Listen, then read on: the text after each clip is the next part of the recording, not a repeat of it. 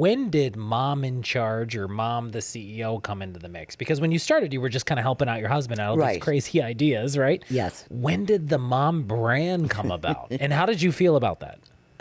Well, I still don't feel comfortable about it, but when my husband passed away, I knew that my son Joe wanted to come into the business, and he was still in college. So I sat with some advisors and discussed the possibilities of what we could do. I had a great staff that my husband had put together, sat down with them and said, do you think we can continue to go on? And they all said, yes, we can do this. All right, so at the time when you weren't expecting, obviously, your husband to pass away, there's all these deals in place to expand Garrity's. You come in, you got the mom brand going on, an agency said, you're it, we need your face out there. Ultimately, though, you had some support from inside your family. So your son Joe is like, hey, let me help with this. Take me through when he became a part of the business, and what the heck is that like working with family day to day? Because I love my mom, but I don't know how that would go. We have our battles.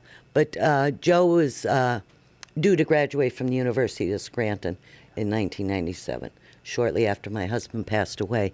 So he basically jumped right into the business after graduation, again, to be an advisor, but mostly to start learning the business from some of our supervisors. Learn what each department has to do, what their responsibilities are, and the background of the business. Now, he had worked in the business as he was going through school on spring breaks and different, holidays, things like that. But in 1997, when he graduated, he came into the business and he started working in the business, not in the office, but in the stores, to learn what it was to be a dairyman and have to rotate your stock and get your orders in, things like that. And we had him kind of rotate through different departments within the store to learn what it was to make a salad in the deli. Yeah. All the basics. And he did that for about 2 or 3 years.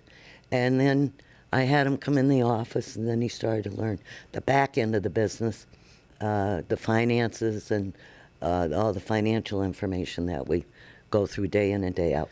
What was it like for you when you initially took over, right? When your husband unexpectedly passed away and all of a sudden you're like thrown into this like hardcore full-time. What was your like day-to-day look like for you, your work day? Was it insane, like 14 hours, 12-hour days? And did you ever think like, oh my God, I can't keep this up? Like walk me through before it got to the point where you are today.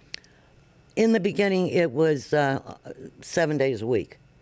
And I would be in the office most of the week, but then I would make a point of going to the stores on weekends to try to see how they were doing, meet with supervisors in the store, we meet with the managers, what their difficulties were, learning the employees, checking back rooms, checking freezers, coolers to make sure the inventories were right.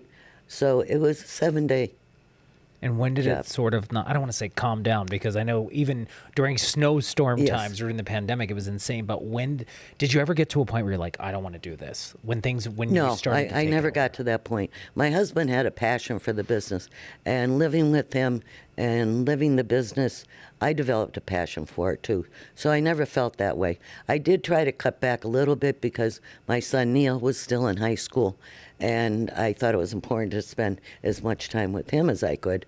So I did kind of cut back and instead of staying at the office until 5 o'clock or 6 o'clock, I'd come home at 4 to make sure I had dinner with him, things like that. Hey everyone, thanks for watching that highlight clip from the Ryan Leckey Show. So glad you're here. Look, if you were totally into that, you can watch the full interview right here. We have other videos just like it. Yeah, go here. In fear of missing out FOMO, nobody has time for that, so let us keep you updated when the next video drops. Head over here and click subscribe. Thanks for being a part of the Ryan Leckey Show.